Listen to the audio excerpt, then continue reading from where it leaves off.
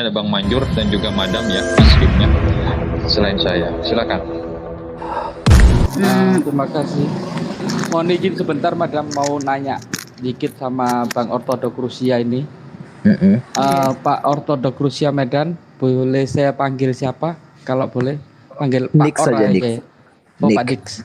Nick, Ya, Nick. mohon maaf Pak Dik. Iya, Pak Dik. Jadi gini, ini nama Ortodok ini kan baru muncul kalau di berita itu beberapa tahun ke belakang ini kan, 1-2 tahunan itu munculnya adanya aktivitas dari orang yang dikatakan dari golongan ortodok itu melakukan ibadah seperti orang muslim, jadi ada sholatnya kayak gitu. Tapi keanehannya itu dari caranya serta dari apa ya, kayak ada imamnya perempuan kayak gitu. Kemudian Oh, kita nggak punya imam perempuan, Pak. Oh, tidak ada ya. Ya berarti yang itu saya anggap hoax ya. Kan ada itu di YouTube banyak ngakunya sih di catatannya itu ada keterangan dari ortodok gitu. Dan itu Jadi mungkin saya akan perjelas ya, Pak, mengenai tentang yang Bapak katakan tentang imam perempuan seperti itu. Jadi di dalam Kristen Ortodoks itu kita memiliki yang namanya 7 waktu sembahyang dalam sehari. Sama seperti Muslim juga secara tidak langsung memiliki 7 waktu sembahyang kayak gitu. 5 wajib, 2 sunnah seperti itu. Dan di Kristen Ortodoks itu kita memiliki 7 kali dalam sehari untuk sembahyang atau 7 jam kayak gitu. Waktu yang dipakai di dalam gereja Ortodoks untuk sembahyang itu hampir sama seperti waktu yang dipakai agama Islam seperti itu. Dan catatan-catatan waktu tersebut itu memiliki teologi tertentu di dalam Alkitab. Seperti jam 12 siang, jam 12 siang itu kenapa kayak gitu. Karena di jam 12 siang itu malaikat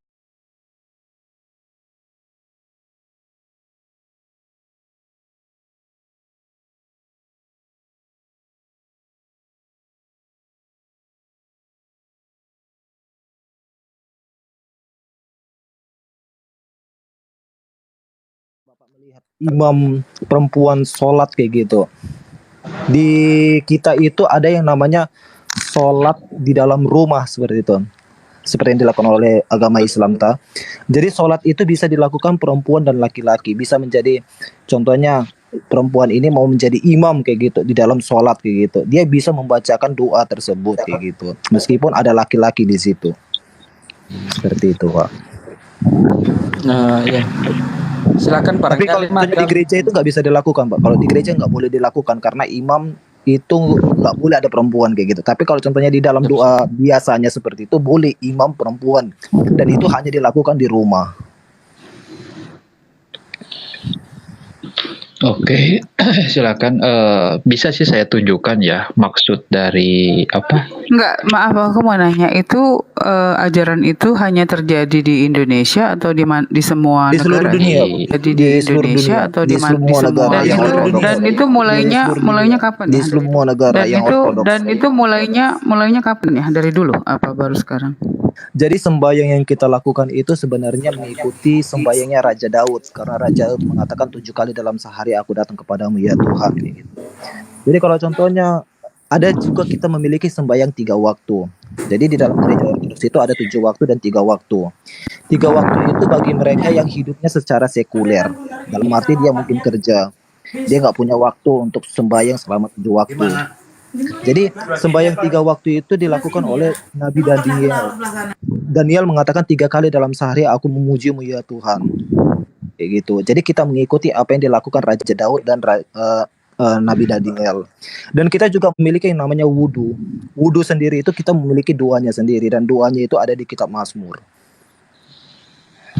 Ya sebenarnya apa yang Anda buat itu ya memang apa yang dilakukan Nabi Isa, Nabi Musa, mereka berwudu ya dan sembahyang ya. Jadi saya cuma agak bingung kenapa apanya tradisi Yahudi.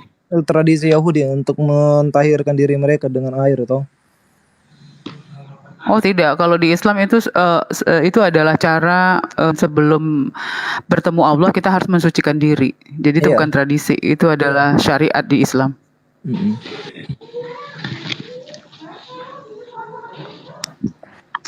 Sebenarnya aku Pak Akademik jujur aja kalau masalah beberapa denom saya nggak menguasai sih, karena saya lebih kayak meneliti isi kitab-kitab yang ada kesalahan, ada gitu-gitu loh. Yang ini saya I have no clue. Oke. Baik, sambil saya cari buku liturgi ya, buku tata cara ibadah Kristen, karena buku itu dibuat oleh seorang dosen liturgi. Karena tadi kan ditanyakan oleh Bang Manjur ya tentang ibadah, sholat, katakan istilah seperti itu menurut mereka. Saya tampakkan alasannya apa dan sejarahnya bagaimana. Saya tampakkan dan silakan dilanjut. Aku mau nanya kalau di kalian berarti sama ya bahwa Yesus itu juga Tuhan ya untuk kalian ya? Iya benar. Oke. Oh berarti sama ya, seluruh Kristen itu semua menganggap Yesus itu Tuhan ya, kecuali Advent ya rasanya ya. Itu dia rasul. Sebenarnya kalau contohnya kayak kemarin Ibu juga bergabung bersama dengan Bang John kalau nggak salah itu toh. Di dalam gereja Advent itu juga mengakui bahwasanya Yesus itu adalah Allah itu sendiri. Bukan. Kemarin itu saya berbicara sama nama orang itu JC atau JC, dia orang Medan dan dia dari Advent. Kan? Dia nggak dia nggak mengakuin Yesus itu Tuhan, dia mengakuin Yesus itu rasul. Ibu tahu kenapa abang sepertinya laki-laki yang bilang gitu sama Ibu? Karena saya juga hadir di situ dan saya mendengar apa yang dikatakan abang. Ya Jesse atau JC atau namanya, ya kan? Iya. Kamu dengarkan. Jadi saya tidak memfitnah ya. Itu apa yang dia bilang. Alasan tertentu Bu, kenapa dia bahkan nge-SMS saya, bahkan mengatakan kenapa dia mengatakan seperti itu.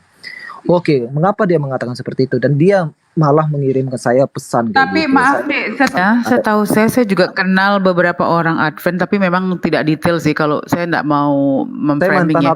Tapi iya tuh Ibu itu bilang bahwa mereka mengakui bahwa Yesus itu bukan Tuhan. Ibu bisa tahu nggak perbedaan Advent dengan Kristen lainnya itu seperti apa kayak gitu? Advent itu bagaimana mereka itu bisa menceritakan segala sesuatu yang bisa kayak mengharmoniskan sesuai dengan ajaran Ibu.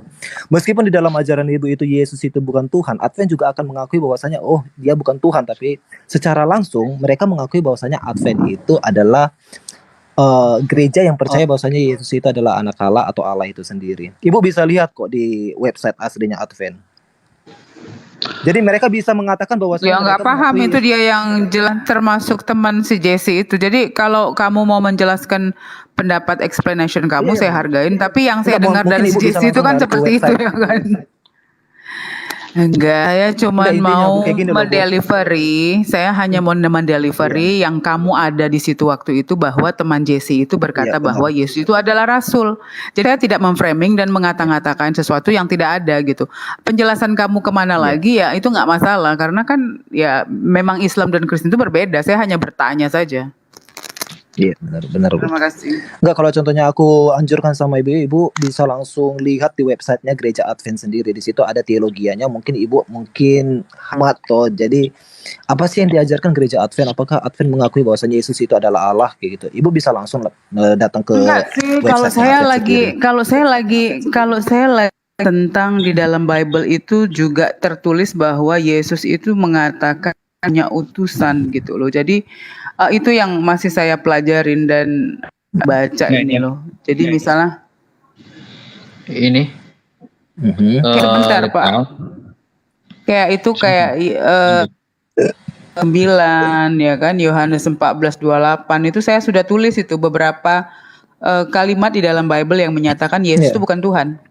Nah, itu aja sih.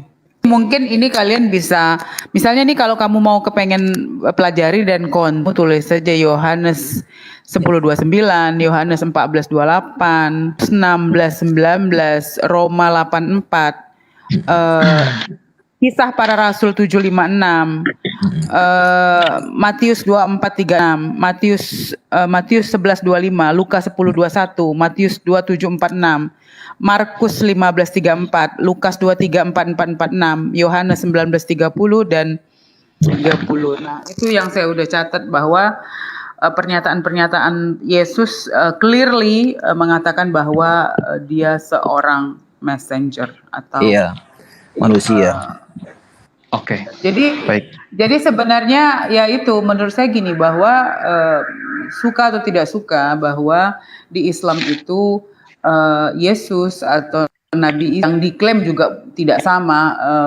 Menurut kalian ya, beberapa daripada Kristen suka atau tidak suka bahwa Yesus itu di dalam Islam adalah nabi yang ada setelah Musa, dan ibunya itu kita berikan tempat spesial di dalam Al-Quran yang disebut berkali-kali di dalam dari 20 atau 32 kali ya gitu. Jadi kenapa hari ini kita tetap selalu membicarakan dan berdiskusi, karena kita ingin melurus. Misalnya begini loh, kita mempunyai persamaan cerita di 3 agama. Nah, tentu saja beberapa agama ini akan mengklaim, kalau Nasrani, kalau Yahudi kan benar-benar terima Yesus ya sebagai apapun ya.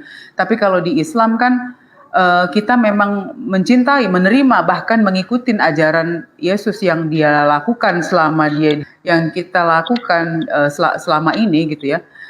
Dan juga kita ingin begini loh, ceritanya kan kalau di Kristen Yesus itu adalah Tuhan dan dia disalib dan dihina, dipukulin gitu ya. Sementara kita merasa, waduh, ini nabi kita ini nggak mungkin Tuhan kita membiarkan dia seperti itu gitu loh. Selama ini Allah melindungi nabi-nabinya, tidak mungkin dia sampai diperlakukan seperti itu. Nah, di dalam Al-Quran itu dijelaskan.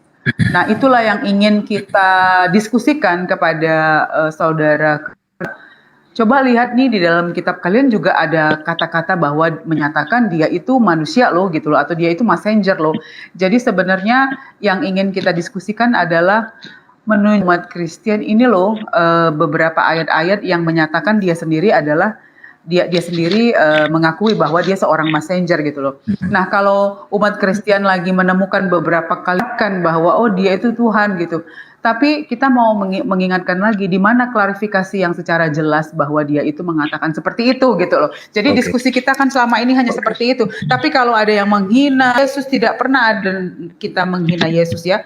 Karena kita tahu Yesus itu adalah nabi yang kita hormati dan kita sayangi dan kita junjung tinggi juga ya, selain Nabi Muhammad SAW. Bedanya cuma Nabi Muhammad SAW adalah nabi atau khalifah terakhir untuk seluruh umat ya gitu loh. Jadi disitulah perbedaannya gitu. Nah, kalau ada yang akhirnya bercanda, berjoking, itu mungkin yang agak sedikit tergelitik hatinya ya. Tapi saya mengatakan jangan dihina, karena bagaimanapun Yesus atau Nabi Isa itu adalah nabi kita. Itu aja, terima kasih. Oke, baik. Saya akan tahan dulu sebentar, teman-teman. Maaf, saya tahan dulu sebentar. Untuk masalah, karena barusan mas tentang masalah Advent, baik saya tampakkan Bible versi Advent ya. Jadi Bible versi Advent di sini ada sedikit perbedaan, yaitu adanya suplemen penjelasan-penjelasan tentang keyakinan mereka. Oke, saya coba tampakkan. Dan nanti saya akan berikan pula buku liturgi tentang alasan-alasan kenapa sih ada 7 waktu ya ibadah mereka di ortodok itu. Sebentar, saya coba tampakkan dulu sumbernya, mudah-mudahan jelas ya. Nah, tadi saya ada kesalahan pula, bukan Bible yang awal saya tampakkan itu ternyata dari para pemuja Yahweh, atau di istilahnya itu mesianik ya, istilahnya itu. Bible-nya. Nah, ini adalah Alkitab Indonesia, itu ya, kurang jelas ya. Nah, ini jadi orang-orang mesianik diantaranya itu menggunakan Yahweh ini cetakannya, bukan oleh pihak LAI. Ini. Jadi mereka itu salah satunya menggunakan kitab ini. Untuk orang-orang mesianik yang nggak mau menggunakan Allah, tetapi ingin menggunakan nama Yahweh. Seperti itu. Selanjutnya, sedangkan ini adalah Bible versi Advent, betul Advent, di mana bedanya itu memang seperti inilah, sama kitabnya dengan Protestan lain, tetapi ada suplemen, disebutnya itu adalah suplemen ya, tambahan. Jadi penjelasan-penjelasan tentang adanya keyakinan mereka seperti ini contohnya ya. Nah, ini suplemen maksudnya. Ini saya dapatkan langsung dari pihak mereka. Karena kita pun sempat diskusi dengan orang-orang Advent. Nah, ketika kita membahas tadi tentang ketuhanan Trinitas contohnya seperti ini. Ya. Ini ya, Trinitas. Mereka meyakini Trinitas. Oke. Kealahan terdiri dari 3 oknum. Ajaran Trinitas adalah salah satu dari asas kekristenan. Banyak yang menyangkal kealahan atau ketuhanan Kristus. Sebagian orang menganggap bahwa Yesuslah Allah satu-satunya. Seperti itu. Jika ini benar, maka ada suatu waktu di mana Allah tidak ada ketika Yesus mati di kayu salib dan tidur dalam kuburan hingga hari ketiga. Alkitab menunjukkan bahwa Allah senantiasa ada bahkan dari selama-lamanya. Nah, ini penjelasannya.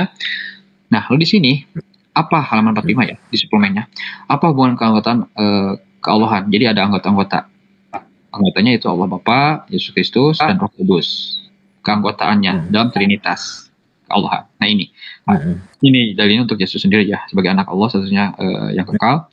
Ini dalilnya. Catatan, untuk melaksanakan rencana keselamatan dan menyanggupkan manusia untuk mengatasi persoalan yang dilibatkan anggota ketuhanan, ada anggota pula ya ketuhanan, telah mengambil posisi tertentu. Allah Bapa membentangkan pandangan ketuhanan mengenai dosa-dosa keselamatan. Allah Anak, maksudnya Yesus, yang telah menjelma, telah melaksanakan penebusan untuk dosa dengan kematiannya dan berdiri sebagai kepala wakil manusia di hadapan Allah. Sebagai wakil kita, ia menolong kita untuk mengetahui Allah sebagai Bapa kita. Ini dalilnya. Selanjutnya di sini, Allah Roh Suci, Roh Kudus maksudnya, mempergunakan keselamatan kepada hati manusia dengan menobatkan dan mengubah keselamatan yang hanya dibuat oleh Allah Anak dalam kehidupan dan kematiannya yang menebus. Itu sih. Jadi apa yang kita pernah diskusikan di dunia nyata di Bandung, di Jalan Naripan, karena memang ada gereja Naripan ya di Bandung itu, dan saya pun dapatkan kitabnya itu di mereka. Itu mereka mengakui Trinitas. Itu. Oke. Enggak, intinya seperti inilah apa yang dikatakan Ibu Madani. Sebentar bang, maaf bang, sebentar biar sekalian ya. Nanti akan saya tinggalkan karena saya akan ke warung. Adapun tadi tentang masalah liturgi. Nah ini ya bukunya. Ini bukan Muslim ya, meskipun namanya ini ya. Yang bersangkutan adalah Kristen. Nih orangnya. Oke. Ini real ya, buku real ya. Tunggu ya, saya lihat dulu. Coba lihat dulu Pak. Gereja Kristen. Oke, yang buat gereja Protestan toh? Iya, kelihatannya ya. Tapi saya nggak bisa memastikan apakah karena di situ tertulis Sekolah Tinggi Teologi Jakarta tahun 1900. Iya, seperti itu. Nah, kita lanjut. Beliau ini seorang dosen ya. Beliau ini seorang dosen, ini wajahnya. Dia bukan seorang Muslim. Kita cek ya. Kita cek. Sebentar, saya coba tampakkan dulu tentang masalah kenapa si ortodok itu bisa sampai ada ibadah sekian waktu. Nah, ini di sini halaman 22. Contohnya 23. Adapun poin pentingnya yaitu di halaman ke-24 dan juga 25. Oke. Nah, di sini kelima waktu berdoa berdasarkan sakramentum Trinitas yang berasal dari Cyprianus. Ini alasan-alasannya. Dalil-dalilnya. Iya. Jadi dan juga ada di Alkitab toh. Iya. Ini makanya dalil bebasnya ini ya. Ada 5 waktu, 3 waktu, 7 waktu. Informasi lain, nah ini ya Cyprianus abad ketiga. Informasi lain berdasarkan tradisi Rasuli dari Hippolytus abad ketiga hidupnya memperlihatkan waktu berdoa menjadi 7 kali. Ini 3 menjadi 5 waktu menjadi 7. Itu sejak kapan? Oke, seperti yang saya katakan tadi ya Bang. Seperti saya katakan tadi. Tahan Bang. Nah, ini alasannya. Dari 25. Nah, doa pagi. Doa pagi dilakukan biar teman-teman Muslim tahu ya, teman-teman semuanya. Sebentar, saya inikan dulu. Doa pagi dilakukan dengan sebagai tidur setelah mencuci tangan, mencuci muka, dan berserah diri berwudu menurut mereka sebelum bekerja. Doa jam 3 dilakukan di rumah dengan berdoa dan bernyanyi. Jika sedang berada di luar rumah, berdoalah di dalam hati pada waktu ini Kristus dipaku di salib. Sedangkan doa jam ke-6 pada waktu penyaliban itu, siang berhenti dan langit menjadi gelap. Maka berdoalah dengan kuasa yang besar. 2 jam ke-9, air dan darah mengucur dari tubuh Kristus. Nah, jadi yang saya perhatikan poin ibadah mereka itu, 7 waktu ini, menitik beratkan tentang penyaliban Yesus Kristus. Itu. Nah, ini dari dosen liturgi. Lalu bagaimana dengan pihak ortodok? Oke, seperti yang saya katakan tadi bahwa kita ambil dari sembayangnya sholat Nabi Daniel yang saya tadi jelaskan toh. Jadi Nabi Daniel itu melakukan sembahyangnya itu 3 kali dalam sehari. Seperti dikatakan Nabi Daniel sendiri dalam perjanjian lama, aku memuji engkau ya Tuhan 3 kali dalam sehari. Sedangkan Raja Daud itu memuji Tuhan itu 7 kali dalam sehari, aku datang ke pelataran-Mu ya Tuhan. Jadi kita itu mengambil apa yang dilakukan oleh Nabi Daniel dan apa yang dilakukan oleh Raja Daud pada waktu itu. Nabi Daniel mengajarkan 3 kali sehari, itu mengajarkan bahwasanya setiap orang yang mungkin dia kerja di luar sana nggak mempunyai waktu 7 kali sembahyang dalam sehari, dia itu bisa melakukan sembahyang Nabi Daniel tadi 3 kali dalam sehari kayak gitu, dari pagi, siang, dan malam kayak gitu. Sedangkan Raja Daud itu biasanya dilakukan oleh para rahib-rahib yang ada di monasteri seperti itu, atau umat yang memiliki waktu luang yang berada di rumah seperti itu. Oke, silakan teman-teman yang lain termasuk mungkin Pak saya Indra. akan mungkin saya akan mau sembahyang sebentar ya, tapi saya akan menjawab. Tapi saya akan menjawab pertanyaan dari Madami kayak gitu. Jadi kayak Madami bertanya mengenai tentang ketuhanan Yesus kayak gitu, dan beberapa ayat yang Madami ambil di dalam Alkitab itu mendukung kemanusiaan Kristus. Karena di dalam kekristenan itu kita meyakini Kristus itu memiliki 2 natur atau 2 natur Kristus di dalam dirinya kayak gitu. Natur apa itu? Natur manusia dan natur ilahi kayak gitu. Dan beberapa mungkin statement yang dikatakan Yesus, meskipun Yesus sendiri yang mengatakan akulah anak manusia, akulah seperti, seolah-olah dia mendukung hanya dialah manusia, atau dia adalah utusan, atau dia adalah nabi seperti itu. Itu dari sisi kemanusiaan Kristus. Tapi dari sisi keilahian Kristus, Kristus sendiri mengatakan, akulah Alfa dan Omega. Akulah Alfa dan Omega. Sebelum Abraham ada, aku ada. Sebentar. Sampai Thomas mengatakan, tunggu dulu, Bu. Pernyataan yang kamu ucapkan itu kan tidak ada dalil juga. Pernyataan yang saya ucapkan juga tidak ada dalil. Maksudnya tidak kalimat yang menjelaskan atau sebagai keterangan. Jadi kedua sampaikan, dan yang saya sampaikan sama kuatnya, Dek. Makasih. Jadi yang kedua, Bu, mengenai tentang Yesus menampakkan dirinya ketika dia bangkit dari kematian. Yesus menampakkan dirinya kepada para rasulnya. Dan pada waktu itu Thomas mengatakan, ya Tuhanku dan Allahku. Jadi Thomas secara eksplisit mengatakan kepada Yesus, ya Tuhanku dan Allahku, seperti itu. Dan yang kedua mengenai tentang kamu, waktu Yesus bertanya kepada Petrus, siapakah aku ini? Kata Petrus, engkau adalah guru dan Tuhan. Terus apa dijawab Yesus? Yesus menjawab bahwasanya, engkau benar Petrus, sungguhnya aku adalah guru dan Tuhan. Gitu. Boleh. Meski di dalam tapi sebenarnya tunjukkan ayat-ayat yang begini loh, Bu. Ayat yang saya tunjukkan begini, Dek. Yang saya tunjukkan tadi itu, Dek, seperti bahwa tidak memiliki keterangan buka kurung apa. Sama juga dengan yang kamu klaim sebagai bahwa ini adalah petunjuk bahwa dia. Nah, menurut saya seperti ini, apapun yang kamu ungkapkan kepada dirimu, kepada pihak gereja yang lain yang menyatakan bahwa Yesus itu tulis bahwa dia menyatakan bahwa dia adalah Tuhan, tapi kenyataan dan realita kalau pikir secara logika, Yesus itu mau dia di atas surga atau dia di bawah, dia kan lah kalau kita anggap dia Tuhan ya.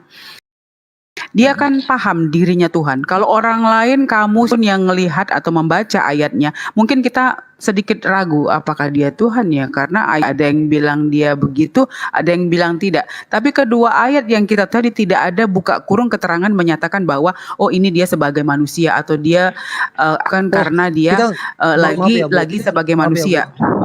Maaf ya Bu, mungkin cara penulisan di dalam Alkitab dan Al-Quran itu berbeda. Mungkin di Al-Quran itu ada penambahan kata-kata yang mungkin seperti enggak, maksudnya begini loh, Bu. Di dalam Al-Quran itu ada paham. Tapi sebenarnya kan kalau itu memang tidak ada, berarti apa sebagai menyatakan dia Tuhan itu tidak kuat. Karena sama, kedua ayat tunjukkan kepada kamu di dalam Bible itu tidak ada keterangan yang signifikan menyatakan apa kamu mengklaim apa yang menyatakan dia sebagai dia manusia. yang di dalam kitab Oke. itu memiliki kekuatan yang sama-sama kuat. Jadi tidak bisa kamu milih yang kamu suka, yang berupa kemanusiaan kamu bilang kamu tidak terima. Kalau kita berpikir secara logika, Yesus itu kalau menilai dirinya dia tidak mungkin berdoa untuk dirinya sendiri, karena taruhlah orang lain tidak tahu, tapi dia tahu bahwa dia ada menyembah Tuhannya sendiri, menyembah dirinya sendiri, dan itu ditunjukkan di dalam ayat itu. Jadi di situ yang seharusnya sebagai kita yang membaca ya, taruhlah kita tidak saya imanin karena saya Muslim, saya percaya bahwa Al-Quran dan saya menjadi tujuan hidup saya atau bimbingan hidup saya. Saya mencoba membaca sebagai manusia, membaca ayat itu karena saya yakin ajaran di Kristen juga banyak baiknya ya. Kristen juga baik, tapi kan kita harus mencari kebenaran yang hakiki. Dari situlah saya membaca kitab agama itu dari kelakuan individual orang di muka bumi ini ya. Saya membacanya gitu. Dan di dalam kitab Anda itu Oke, ya, saya bisa ngambil kesimpulan dari pertanyaan Ibu mengenai tentang kemanusiaan Kristus. Kenapa Yesus berdoa? Yesus berdoa itu sebagai dominatur tadi yang Yesus lakukan kayak gitu. Dia memiliki karena di dalam kitab Anda juga ada Alkitab Tuhan, ada juga yang berbau. Jadi itu yang membuat kita berpikir. Saya setuju. Ada beberapa di dalam Alkitab itu memang word of God ya, mengakuin itu ini adalah kata-kata Tuhan. Tapi ada banyak dalam itu yang ada kata-kata melecehkan para nabi dan Tuhannya ya kan, ada kalimat sedikit porno. Nah, pokoknya pokoknya intinya kayak gini loh. Kan pokoknya intinya intinya seperti ini. Penulisan di dalam Alkitab itu, terutama perkataan Yesus yang mengenai tentang akulah jalan kebenaran dan hidup. Meskipun di dalam agama Islam atau apologet Muslim mengatakan bahwasanya semua nabi kan pembawa jalan, semua nabi kan pembawa kebenaran. Iya. Tapi nggak ada seorang pun nabi yang aku jalan, tapi bukan aku adalah Allah. Mana ada katakan? Oke. Mana aku adalah Allah? Mana jawabannya? Tapi Yesus mengatakan aku mau cari aja secara letter. Aku adalah Allah. Mana ada? Ada kata hidup. Kapan saya dapat giliran ini? Ada kata hidup yang dikatakan oleh Yesus yang mengambil dari 99 nama. Di dalam agama Islam kita mengakui yang namanya 99 lafaz. Itu nama. Komunikasi. Semua saya mute. Untung saya belum ke warung ini. Kalau ke warung udah rusuh ini. Saya kasih hapus dulu lah. Gini teman-teman ya, perlu diketahui di Komal saya itu giliran ya, seperti itu, nggak seperti Komal lain. Jadi silakan bagi teman-teman giliran, termasuk Pak Indra ya, Bang Manjur, Bang Hudengzo dan Madam termasuk ortodok Rusia. Silakan giliran. Jadi saran saya janganlah 2 atau lebih dari 3 orang ngomong secara bersamaan. Nanti bingung penonton. Oke, silakan Pak Indra ya. Dan nanti berlanjut ke yang lainnya. Seperti itu biar enak penonton itu dapat ilmu wawasan seperti apa gitu kan. Meskipun sih kurang greget memang, tapi kan kita orientasinya penonton ya, bukan lawan diskusi sebenarnya. Silakan giliran. Tapi maaf saya nggak tahu yang Muslim mana yang Kristen mana ya, maaf. Semuanya Muslim kecuali ortodok Rusia itu bukan. Oh oke, siap. Oke, jam 10.15 WIB beres kita bereskan karena ini sudah 15% HP saya. Lanjut silakan giliran. Silakan saya izin ke warung. Oke, terima kasih. Saya sudah pantau dari tadi ya diskusi ini. Jadi saya ambil jalan tengah aja deh. Ambil jalan tengah supaya clear gitu.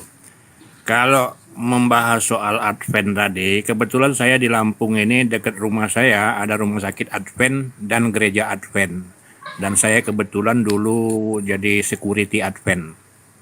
Jadi saya tahu persis ibadah Advent itu bagaimana ya, tata tertib bersembahyangnya tahu persis saya. Jadi siapa bilang Advent itu tidak trinitas? Advent itu trinitas kok, mengakui Yesus sebagai Tuhan ya. Benar. Tahu persis saya. Jadi Advent tidak menolak Yesus itu sebagai Tuhan, dan Advent juga tidak menyatakan Yesus itu Rasul. Kalau ada terdengar bilang Yesus itu Rasul, itu entah dari mana ya, tapi setahu saya, ini saya clearkan Advent aja. Kalau Advent itu Trinitas kok. Dia mengakui Yesus itu sebagai Tuhan. Begitu aja tegasnya. Kemudian untuk ortodok ya, untuk ortodok, saya fokus ke ortodok ini sepertinya gerejanya gereja ortodok gitu mungkin ya. Dalam pantauan saya, menurut hemat saya, ortodok di dunia ini ya, umumnya di dunia dengan ortodok di Indonesia itu nggak ada bedanya, Iya Pak, nggak ada bedanya. Dia ortodok ini lebih manusiawi dalam lingkungan ya sekitar, lebih manusiawi dibandingkan dengan gereja-gereja Kristiani. Jujur saya bilang, ini ortodok lebih mirip, lebih manusiawi, lebih dekat kepada Katolik.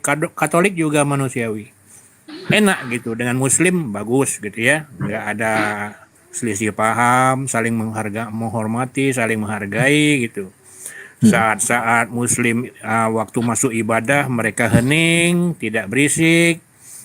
Pokoknya saya ambil kesimpulan ortodok dengan Katolik itu nggak jauh beda. Gitu ya, artinya lebih ke manusiawinya gitu loh. Nah, kemudian satu lagi poin yang terakhir saya kasih penjelasan.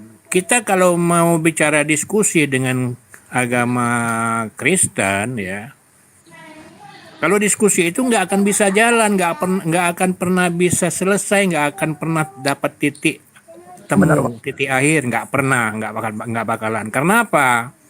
Mereka sendiri mungkin menyadari kalau Bible itu banyak yang dihapus, yang dihilangkan, atau yang ditambahkan. Mereka menyadari semua, tapi mereka nggak mau mengakui dengan jujur. Jadi gimana kita mau diskusi? Kalau debat, mereka memang suka debat. Gitu loh. Kalau kita Muslim kan nggak suka debat, lebih suka menjurus ke diskusi.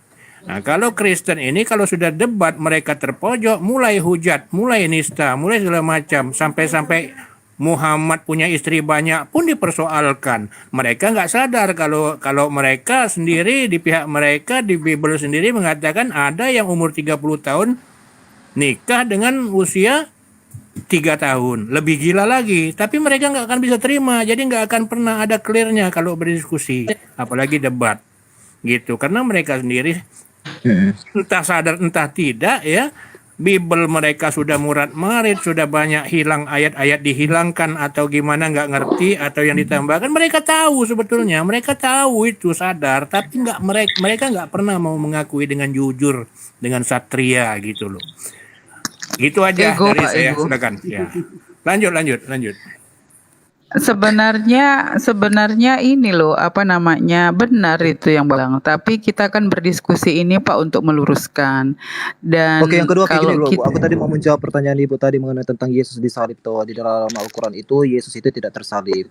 Sedangkan di dalam Kristen itu Yesus itu tersalib. Sebenarnya apa yang di dalam sejarah gereja itu di abad ketiga itu ada yang namanya Basilides. Basilides ini adalah ajaran yang mengajarkan bahwasanya bukan Yesuslah yang tersalib, melainkan orang yang diserupakan dengan Yesuslah yang tersalib, yang bernama Simon dari Kirene. Dan ajaran ini sudah dikutuk oleh gereja sebagai ajaran sesat atau bid'ah seperti itu. Jadi secara intinya apa yang diajarkan oleh Al-Quran bahwasanya Yesus itu tidak tersalib itu menurut ajaran gereja itu diambil dari Basilides sendiri kayak gitu, yang sudah dikutuk oleh gereja. Dan yang kedua mengenai tentang Yesus yang tersalib, ada beberapa penulis yang tidak Kristen sendiri atau dia tidak yang bernama Josephus dari Flavianus. Josephus Flavianus, dia bukan seorang Kristen, dia adalah seorang sejarawan Yahudi yang hidup dekat dengan zaman Yesus. Jadi Yesus hidup, dia juga hidup kayak gitu.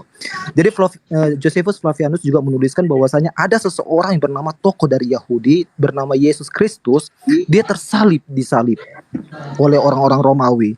Jadi pada waktu itu Josephus Flavianus juga menuliskan bahwasanya memang Yesus yang tersalib, dan dia menuliskan nama Yesus di tulisannya. Dia bukan orang Yahudi. Dan yang kedua Pontius Pilatus di dalam suratnya kepada kaisar di Roma, dia juga menulis dan apa yang dia lakukan kepada penyaliban Yesus. Karena apa? Karena setelah Yesus mati sebentar. Memang ada penyaliban, tapi kamu tertulis di dalam Al-Quran itu dijelaskan. Dan itu bukan orang Islam yang berbicara, itu tuliskan di dalam dalam Al-Quran bahwa Allah itu menjelaskan memang ada penyalipan, tapi yang itu adalah orang yang diserupakan. Jadi Itu mungkin dari pernyataan pihak kamu itu. bahwa ada yang Itu disalib. mungkin dari pihak. Sekarang Sebentar gini deh, aja. Karena di dalam sejarah gereja sebentar sendiri kan begini. Gantian. Ya, Gantian, oke, gantian. sebentar. Ya, sebentar begini.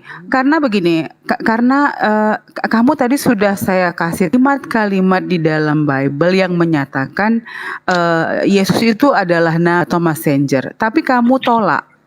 Nah, kamu tolak karena kamu bilang, oh ipat kemanusiaan dia. Nah, kamu ambil di dalam Bible, kitab, katakan dia adalah Tuhan. Nah, seperti saya bilang tadi, tidak ada keterangan di kedua tadi yang menyatakan bahwa ini yang benar, ini yang salah. Tidak ada, sama-sama kuatnya, itu satu. Nah, kalau masalah penyalipan, kalau masalah penyalipan, bilang bahwa di dalam Bible-mu juga, ini yang saya kutip dari Bible semua ya, Bible-mu juga dinyatakan bahwa Tuhan sebelum disalib itu berdoa. Bukan Tuhan, Yesus. Dia berdoa dan berkeringat. Nah, kamu kan bilang juga, dan itu juga ini atau opini akhirnya Maaf rangkuman. sebentar Bu. Madam, sebentar ya, saya ralat dikit. Mohon kalau bisa, ini saran aja, bisa nggak supaya lebih taksim kata-kata kamu itu diganti dengan Anda, biar enak mendengarnya. Lanjut. Oke, maaf. Anda ya, jadi Habis ini saya ya. yang Anda katakan tadi. Ya, oke. Yang Anda katakan tadi adalah ada penyalipan. Memang ada penyalipan. Oh, sebentar. Jadi dia berdoa sebelum disalib itu dia berdoa, dia berklik gitu. Nah, kamu katakan itu kalian lagi lagi menjelma menjadi manusia, lagi menjelma manusia itu kan juga rangkuman yang kalian buat. Padahal kalau dia mengerti Tuhan, dia tidak melakukan itu dan perbuat tuh kondisi itu diterangkan di dalam Alkitab dan Alkitab Memang ini udah bukan diterangkan, Bu. Bahkan sebelum Sabar, kelahiran. sebentar. Bahkan setelah kelahiran. Sebentar. Sabar, Jangan Pak. Itu Mohon jangan ini dipotong, kita saudara, kan kita berdiskusi. sabar. Kita berdiskusi. Enggak. Loh, Ya, aku udah itu bisa nangkap, kenyataan Bu. loh, Udah bisa nangkap. Dek. Pokoknya intinya Enggak usah Sabar, kalau bro. iya, pokok Hargai gini dulu loh, Bu. perempuan. jangan pokoknya dong. Saudaraku. Sabar Seperti ini. bro. Seperti ini. Udah, Enggak. bro banyak lagi bicara tadi. Gantianlah dulu. Ketika Yesus lahir, Tolong malaikat gantian Gabriel ya, datang tolong kepada gantian dalam hal menyampaikan pendapat karena yang lain pun belum ya. Terlebih kan dari Iya, saya aja belum. sendirian. Saya belum mau dia semua yang makan. Silakan. Ganti-gantian Silakan, makan nanti. Bung. Oh, Enggak, karena saya mau Karena jam sembahyang ini, begini. udah mau jam 10. alah, nggak usah banyak Saya udah mau jam alibi sembahyang, aja jam lah. 10. Kamu mau turun. Sembahyang. Enggak, Lagi karena dia. begini deh, memang menurut kamu dia Tuhan, tidak mungkin kan dia gemetar gitu. Karena kan tidak tahu, tapi kan dirinya tahu kalau dia Tuhan. Kenapa dia harus melakukan itu? Kamu bilang hanya bodinya yang menjadi manusia, tapi esennya dia tuh do that and showing people he's doing that way because itu tertulis di dalam kitab Anda, bukan sebuah history gitu. Kalau sebuah history menggambarkan, tapi di dalam kitab Anda juga menyatakan bahwa dia gemetar. Bagaimana mungkin Tuhan yang turun ke bumi walaupun badannya menjadi dia tahu esennya dia adalah Tuhan, seperti yang Anda katakan bahwa dia Bapa di surga dan spirit. Mau dirinya menjadi manusia itu cuman bodinya, atau tubuhnya, tapi spiritnya, esennya dia adalah Tuhan. Ngapain dia sementara? Kalau kalian balik lagi berkata bahwa pelipan dia adalah menebus dosa manusia, bagaimana mungkin itu nggak disebut kontrasi? Lanjut. Oke, poin yang pertama, Bu. Oke, saya akan menjawab. Aku udah bisa nangkap. Tunggu dulu. Saya mau sembahyang dulu. Kamu udah banyak kali kata-katamu. Enggak, tunggu. Aku menjawab dulu.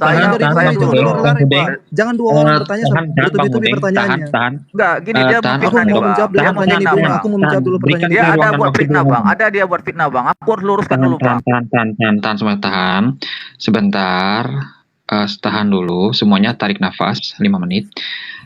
Ini ada Petrus Munte juga dari Sabar, Petrus Munte ya.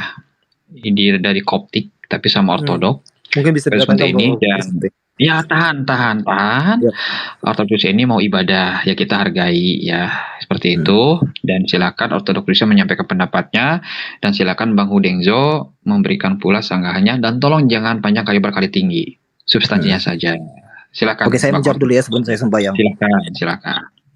Oke. kayak tadi dikatakan di bot, saya udah menjelaskan bahwasanya Yesus itu memiliki dua natur Kristus, manusia dan ilahi. Kenapa Yesus makan? Kenapa Yesus tidur? Kenapa Yesus minum? Itu dua natur Kristus tadi. Ibu jangan lupakan dua natur Kristus, manusia dan ilahi kayak gitu. Di balik sisi kemanusiaan Kristus juga ada sisi keilahian Kristus kayak gitu. Jadi tidak mungkin tentunya jika Allah itu secara langsung datang ke dunia tanpa melalui kelahiran seperti itu. Karena apa? Kelahiran Kristus itu dialami oleh yang namanya penampakan Allah itu sendiri atau teofani itu sendiri. Bahkan teofani pertama itu dilakukan ketika Yesus itu lahir sendiri. Jadi yang pertama mengenai tentang kelahiran Kristus, malaikat Gabriel sudah mengatakan kepada Maria, anak ini akan menjadi anak Allah dan dia akan disebut Immanuel. Apa arti Immanuel? Allah ada di tengah-tengah kita. Jadi Immanuel itu, malaikat Gabriel sendiri itu udah berkata kepada si Maria. Iya, tapi kalau penjelasan kamu ada dalilnya, maaf deh, itu cuma opini, maaf ya. Itu bukan opini loh, itu perkataan dari seseorang. Itu perkataan dari malaikat. Nggak ada tulisan keterangan dalam kitab kamu. Nggak ada. Perkataan dari malaikat. Itu perkataan dari malaikat Gabriel bahwasanya itu opini. Karena yang saya bicarakan sama kamu semua di dalam tidak ada. Tidak ada. Malaikat Gabriel sudah mengatakan kepada Maria bahwasanya anak Allah. Dia hanya membaca semangat anak Allah yang maha hidup. Jadi kita percaya bahwasanya Yesus Kristus itu dogma deh, dogma. Saya bisa nggak sekali ini? Udah, kau mau sholat apa mau sembahyang kan? Saya mau tanya sama kamu. Terus yang ketiga. Udah lah, nggak usah banyak bicara dulu, santai lah, udah. Nggak usah teologi di sini. Nggak usah teologi lagi, udah. Di luar konteks. Dogma itu nggak ada tertulis di dalam kitab. Itu opinimu deh, karena nggak ada. Saya mau bilang. Semuanya saya mut. Tolong giliran dong.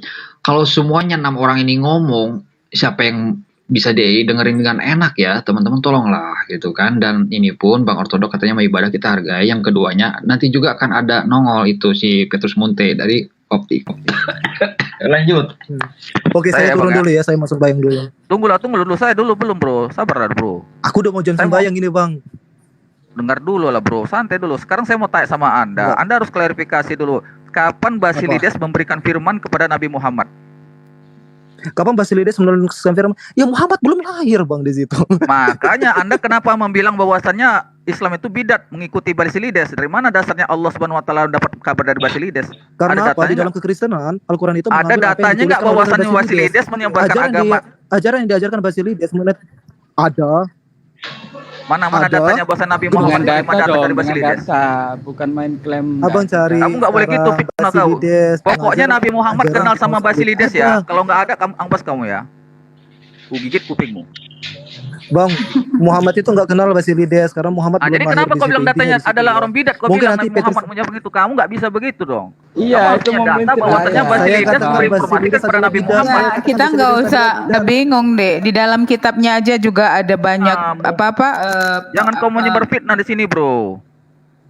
Ya. Kapan Nabi Muhammad dapat berita dari Basilides? Saya mengatakan bahwasanya Basilides yang bidat. Kapan Nabi Muhammad mendapatkan data dari Basilides?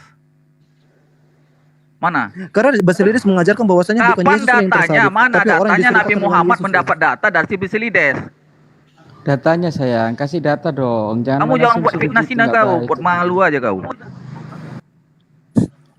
Mana datanya? Ya udah nanti Bapak Petrus Munte datang, Karena menurut saya Alkitab juga klarifikasi. Kamu klarifikasi kan tuh kalau para kamu minta maaf sekarang. Kalau punya data kamu minta maaf sekarang. Gini, siapa ortodok Rusia ya? Karena Anda yang menyampaikan pendapat, jangan orang lain yang kena gebuk orang lain juga ya. Bang kayak gini loh bang, aku mengatakan tahan 5 menit. Yang dikutuk oleh gereja. Iya, tahan. Saya tahu nama gereja kamu tahu saya punya. Tahan. Ya dipeke gerak kurang.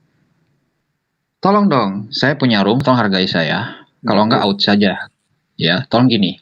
Saya perjelas dulu. Bang Ortodok, Anda yang memberikan pernyataan, jangan sampai Petrus Munte yang digebukin, kan nggak etis. Anda yang ngomong, Anda yang melakukan tingkah laku ini dan itu, orang lain yang kena gebuk orang lain juga. Oke, saya menjawab ya. Tahan. Gini, saya jelaskan dulu. Maksudnya gini, ketika Anda menyatakan itu Basilides, karena masalah penyaliban, Anda yang ngomong tadi, Wajar kalau Bang Hudeng pun dan teman-teman lain meminta pertanggungjawabannya, kapan itu Nabi Muhammad sendiri mendapatkan data. Nah, Anda kasih datanya, bukan mensangkut pautkan Basides dengan Nabi Muhammad adanya kemiripan atau kesamaan. Jangan. Ini loh, Bang Nabi Muhammad dapat data dari ini. Contohnya gitu. Kapan pertemuannya dengan yang memberi informasi? Tahun sekian, tahun sekian. Nah, itu maksudnya. Paham nggak sih? Kalau belum paham, tarik napas dulu pelan-pelan di 10 menit. Gitu. Oke, jadi saya Tahan kasih dulu. tahu ya Bang. Oke, saya klarifikasi ya mengenai tentang pengataan pengkutukan atau mengutuki kayak gereja mengutuki kayak gitu. Jadi saya mengatakan bahwasanya Basilides lah yang dikutuk oleh gereja atas ajaran-ajarannya, ajaran yang dibuat. Bukan Muhammad yang saya tuduhkan. Bapak Ya harus kata mendengar kesamaan perkataan itu, saya. kata kesamaan itu yang kau buat tadi itu. Mana persamaan Saya ngambil apa tadi saya katakan Pak? Saya bilang kata kesamaan dari Al-Quran bahwasanya Isa tadi disalib, tadi bukan disalib. Dan kamu Kayak gini paparkan Pak, dengan saya katakan tadi sesuai dengan Kalau kamu kepercayaan bilang gereja Basilides, Kristen silakan Ortodoks. Basilides, tapi jangan kamu persamakan dengan Al-Quran. Makanya saya tajak sama kamu, mana datanya Basilides pernah memberikan data kepada Nabi Muhammad dan Intinya orang-orang Arab. seperti ini Pak, intinya seperti Kamu ini. jangan Basilides berbohong, kamu atas nama mengajarkan, gereja, kamu jangan suka Basilides berbohong. mengajarkan bukan Isa lah yang tersalib, bukan Yesus lah yang tersalib, melainkan seseorang Oke, diserupakan baik. dengan Yesus lah yang tersalib. Itu sama nggak sekarang- dengan ajaran yang Bapak imani sekarang? Nah, kan sekarang saya mau Aku tanya sama tanyakan sama kamu. Bapak. Sekarang saya mau tanya sama kamu. Ya, kapan Basilides memberikan informasi kepada Nabi Muhammad? Enggak, maksudnya kayak gini loh Pak. Sekarang saya mau nggak tanya datanya sama mana? nggak Nggak tulisan masalah, yang masalah. diajarkan Ya, sama- sekarang saya mau tanya datanya mana Nabi Muhammad itu menerima data dari Basilides? Oke, golongan gnostik sudah ada di Arab. Mungkin pada bisa waktu itu. jadi Basilides mengatakan kamu tuh juga bidat. Bagaimana? Sekarang ternyata Karena sekarang golongan gini, kriteria gnostik, bidat itu bagaimana? golongan gnostik dari sekarang Basilides itu sendiri. kriteria bidat itu macam mana? Saya mau tanya sama kamu. Ayo kita buat Oke, dulu. kriteria. Kaidah. Oke, di Galatia 1 ayat 8 sampai 9 dikatakan, jika ada seseorang yang memberitakan atau malaikat dari surga mengatakan atau memberitakan berita yang telah kami sampaikan yang berbeda dengan apa yang kami sampaikan, maka terkutuklah dia kayak gitu. Jadi kata terkutuk itu adalah bagi mereka yang tidak mengajarkan apa yang diajarkan oleh para rasul pada waktu Oke, saya mau tanya, kapan Paulus itu memberikan ajaran Trinitas? Bapak, Yesus Kristus sendiri sudah mengatakan Kapan Trinitas diajarkan kepada Paulus?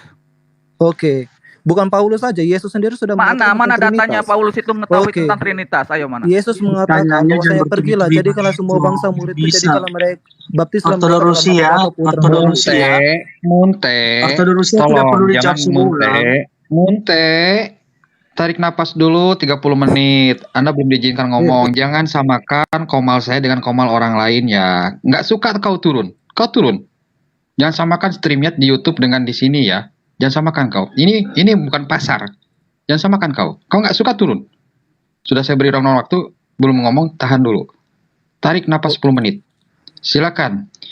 Tahan dulu, ini sudah mulai melebar ya masalah penyeliban ke masalah Trinitas. Kita berikan ruang waktu kepada Bang Erwin. Silakan Bang Erwin. Assalamualaikum warahmatullahi wabarakatuh. Assalamualaikum warahmatullahi. Memang saya tergelitik ya dengan apa yang dikatakan orang ini tadi ya, Ortodok Rusia ya, bahwa dia mengatakan seperti ini ya, tentang penyaliban yang di dalam Al-Quran itu disebutkan diserupakan itu ada kata mengutip ya atau meniru ya dari ajaran yang dibidatkan oleh Kristen atau Ortodok tadi. Jadi begini, di dalam Al-Quran memang jelas dikatakan seperti itu. Nah, kalaupun di sana ada yang mengatakan diserupakan itu dibidatkan, nggak ada hubungannya. Nggak ada hubungannya. Nah, kalau dia mengatakan tentang ayat yang siapapun nanti yang akan membawa satu ajaran juga dikatakan terkutuk, ya kan? Tidak ada. Yang terkutuk itu orang yang disalibkan, toh. Itu nggak ada korelasinya, nggak ada. Nggak ada hubungannya itu. Jadi itu adalah fitnah, tuduhan yang harus dibuktikan sebelum yang menyatakan itu membuktikan secara data valid. Itu saya katakan fitnah yang keji. Itu saja Bang Akademi, silakan. Oke, ya jadi gitu untuk Bang Akademi, hati-hati. saya dulu sembahyang dulu ya. Turun dulu. Oke, silakan. Sudah itu nanti Pak Indra ini nggak apa-apa ganti dengan Madam Pak Indra.